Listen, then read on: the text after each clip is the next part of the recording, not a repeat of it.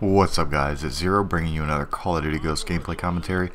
We're going to be playing some Team Deathmatch on Strike Zone, and today we're going to talk about where I think Call of Duty Ghosts ranks among all the Call of Duty titles. Now, number one for me and my favorite is definitely Modern Warfare 2, hands down. And even with things like lightweight marathon commando knifing and one-man army danger close noob tubes, I had more fun playing MW2 than I did with every other Call of Duty. No Call of Duty since then has really had the same feel to it. If they were to ever re-release Modern Warfare 2 without the knifing and the never-ending noob tubes, I'd buy it in a heartbeat. You know, I mean, Halo's doing Anniversary Editions, Infinity Ward, so why can't you do an Anniversary Edition of Modern Warfare 2? You know, the guns were overpowered, the perks were overpowered, the kill streaks were overpowered. Everything in that game was overpowered, and it was amazing. I mean, the maps were generally good, the game was fast-paced, and had the nuke. You know, the first time I got a nuke, I woke up every neighbor in my apartment complex. I mean, I jumped out of my chair, I screamed at the top of my lungs, I did probably the worst white boy dance in the history of horrible dances, and then spent the next 2 days apologizing to everyone and promising I'd never do that again. Next up for me is Black Ops 1, and it's probably because it's the game that started me off in Call of Duty. I think that overall it had the best maps in a Call of Duty game to date.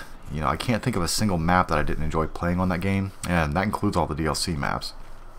I mean, I think they just nailed the maps. Sure, it had some gun and perk balance issues. You know, every lobby was full of FAMASs and AK-74Us running Ghost Pro. But the nostalgia factor and the excellent maps put it at number 2 for me. This game will always have a special place in my heart. You know, it's the reason I bought an Xbox 360 and started playing first-person shooters on consoles. Black Ops 2 probably goes next on my list. You know, I loved the score streak system. I loved that it rewarded you for playing the objective. I loved the pick 10 system, and it was the first Call of Duty that I felt like I was good at.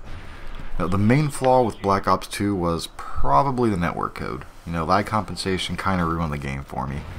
Even on a very good connection, it always felt like I was behind everybody else.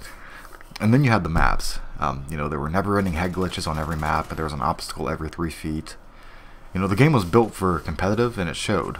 You know, even with all the flaws, I still enjoyed the hell out of Black Ops 2.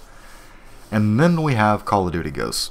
You know, now on paper, this game is everything that we asked for. We asked for more powerful guns, we got them. You know, the time to kill on the guns in this game is faster than any other Call of Duty, I believe.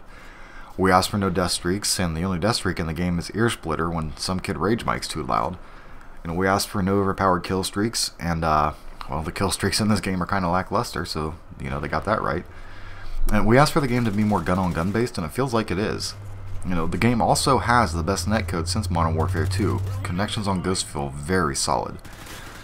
So why don't people like Ghost more? In my opinion, it's the maps. You know, some of the maps are good, some are terrible. You know, Strike Zone's a really good map. Warhawk's one of the best Call of Duty maps I've played. But then you also have maps like, you know, Siege, and Stonehaven, and Stormfront. You know, I mean, Sovereign and Freight, which are both 2 medium-sized maps, have an underground method to get from one side of the map to the other. So why doesn't a larger map like Stormfront? You know, Siege should be a ground war only map. It's not a terrible map, it's just far too big for 6v6. You know, Stonehaven's alright, but it kind of suffers from the same issue that Stormfront does. You know, there are no flank routes. You have to run through several long sightlines to get around the map, and that just makes the map feel very linear, and it feels like, Stormfront especially, feels like that it was built around building to building combat. Like you're supposed to stand on one side of the street and try to kill people in the windows on the other side of the street.